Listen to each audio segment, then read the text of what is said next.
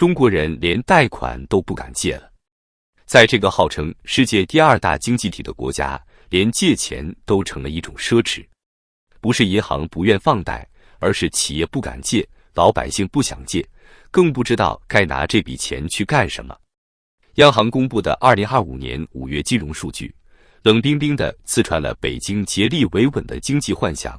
5月新增贷款仅6200亿元，是今年以来的第2低水平，远远低于市场普遍预期的8500亿元，同比减少 34.73%， 是去年同期的一半还不到。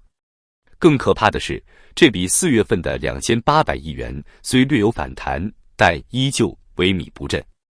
这意味着中国经济连最基本的融资、投资、增长链条都已经锈死了。看细项数据，真是一场灾难。5月住户贷款只增加540亿元，比去年同期少增217亿元。而在这540亿里，短期消费贷款竟然减少了208亿元，也就是说，中国人宁愿不消费，提前还贷，也不愿意多花1分钱。这不是一个普通的数字游戏，而是无数家庭被高房价、高教育、高医疗压得喘不过气来的真实写照。他们不再相信明天会更好，也不再相信政府的刺激政策。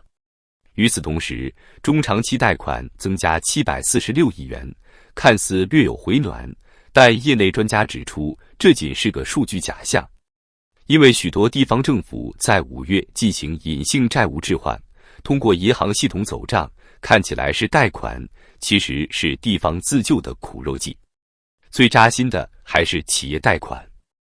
5月，企事业单位新增贷款5300亿元，比4月减少了1400亿元，同比下降 28.37%。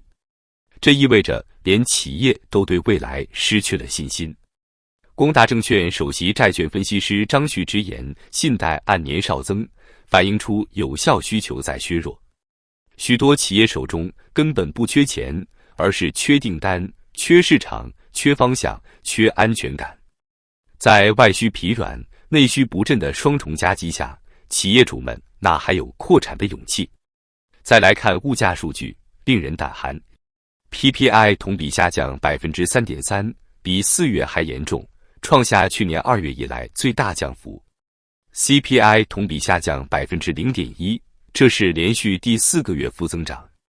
也就是说，工业出厂价与居民消费价格同时走低，通缩已成定局。物价下跌，在普通人眼中可能是利好，但对于国家来说，这意味着企业卖不出去货，老百姓不敢花钱，银行不愿放贷，政府收不上税。最典型的例子就是房地产，商品房销量持续萎缩，地产业仍未见底。华润、绿地、万科等头部房企的销售额同比都在大幅缩水。按揭贷款虽略有增加，但房地产复苏依旧乏力。在这样的背景下，即使央行5月减息降准，宽松信号一再释放，但依旧没有撬动实体经济的需求。数据显示，截至5月底，广义货币 M2 同比增长 7.9%， 低于市场预期的 8.1%， 狭义货币 M1 同比增长 2.3%， 反而高于市场预期的 1.7%。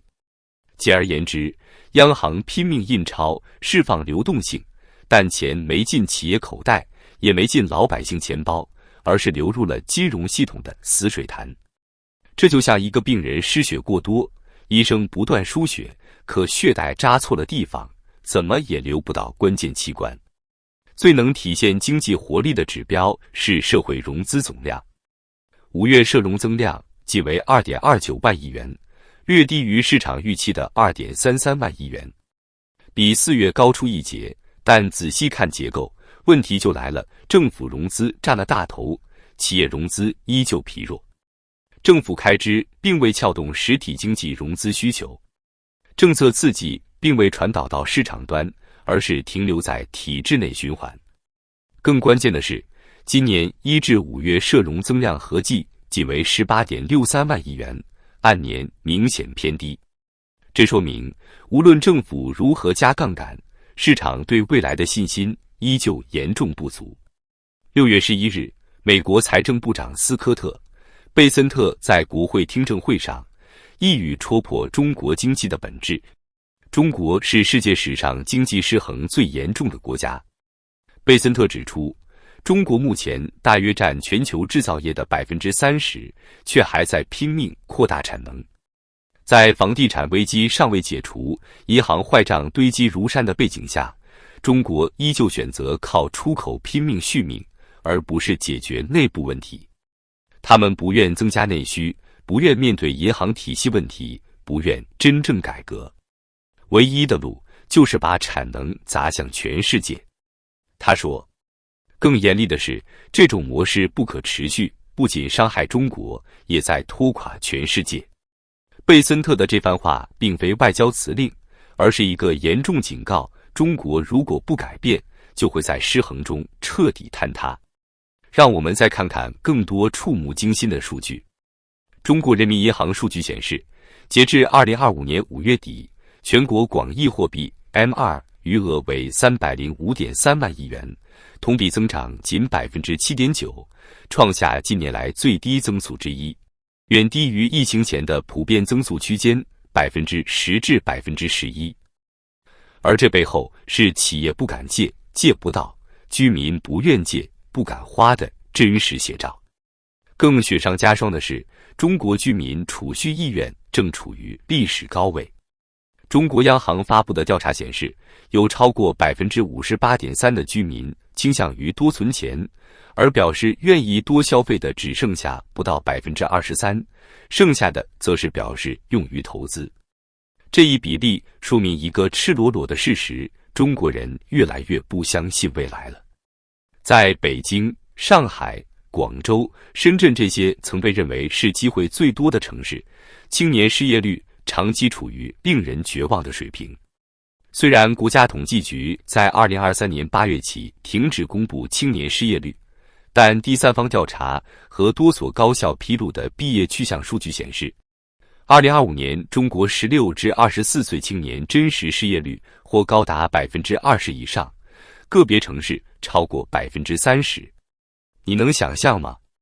一个毕业生花了几十万读完大学，最后投了200份简历，换来的却是一句你太高学历了，我们招不起。而企业也在疯狂自保中冷血裁员。华为2025年裁员近4000人，小米削减中后台人员 15%， 字节跳动取消校招转正名额，阿里甚至裁掉了多个业务线的 80% 员工，腾讯停止所有非核心业务招聘。经济学家常见在接受第一财经采访时说得很直白，这是一个典型的债务通缩陷阱。通缩不仅意味着物价下降，更可怕的是企业没利润，员工没收入，投资没回报，信心没未来。你以为降息就能拯救一切？错了。2025年，中国央行已累计降准3次，政策利率维持在历史低位，但信贷投放依然不振。贷款利率再低，若没人敢借，钱就像废纸一样躺在银行的金库里。而政府在干什么？靠政府投资来拉动社融，成了官方的最后一根稻草。可问题是，政府的钱从哪来？卖地卖不动了，发债发不了太多，税收也开始下降，最终地方债暴雷成片，企业融资不前，社融全面萎缩。据国家审计署披露，2025年一季度，全国已有68个地级市地方政府出现债务展期或隐性债务未披露问题，其中12个是财政赤字已逼近破产线。这不是危言耸听，这是摊在眼前的灾难。一个没信心的国民经济，一个不愿消费的中产阶层，一个债台高筑的政府体系，一个已开始被全球切割的制造业体系，这就是2025年的中国。还记得那个世界工厂吗？如今它正在被排除出全球产业链核心。根据日经新闻报道，苹果2025年在印度生产的 iPhone 占比已超过 25%， 在越南制造的 AirPods 已超过 45%。连特斯拉都考虑将新一代电池生产线迁至墨西哥。外资正在逃离，而中产正在流血。根据瑞银2025年第一季度全球资产配置报告，中国富裕家庭资产500万元以上的资金外流意愿创近10年新高，大量资金通过地下渠道、保险通道、海外信托加速转移。香港、新加坡、美国、加拿大温哥华和澳大利亚悉尼的房市回暖数据也侧面验证了这一现象。而中国国内的房地产市场呢？2025年上半年，全国商品住宅销售面积同比下降 16.5%， 3、4线城市库存周期超过35个月，创下历史新高。10年前，有人说中国经济像高速行驶的火车，哪怕踩下刹车，也还有惯性。现在我们看到的是这列火车正在脱轨、失控，冲向深渊。就连曾最乐观的国际货币基金组织 IMF 在2025年6月发布的报告中，也调低了对中国全年 GDP 增速的预期，由原先的 4.6% 调至 3.8%。他们的理由是内需疲软，房地产未复苏，出口不可持续。这不是一时的低谷，而是一个旧模式的彻底瓦解。中国不是不努力，而是努力无门；不是不想活，而是看不到活下去的希望。当青年失业、企业破产、政府负债、家庭储蓄、央行放水、楼市崩塌，这一切就像一个精密的陷阱，扣住了所有中国人的命运。而悲哀的是，这一切才刚刚开始。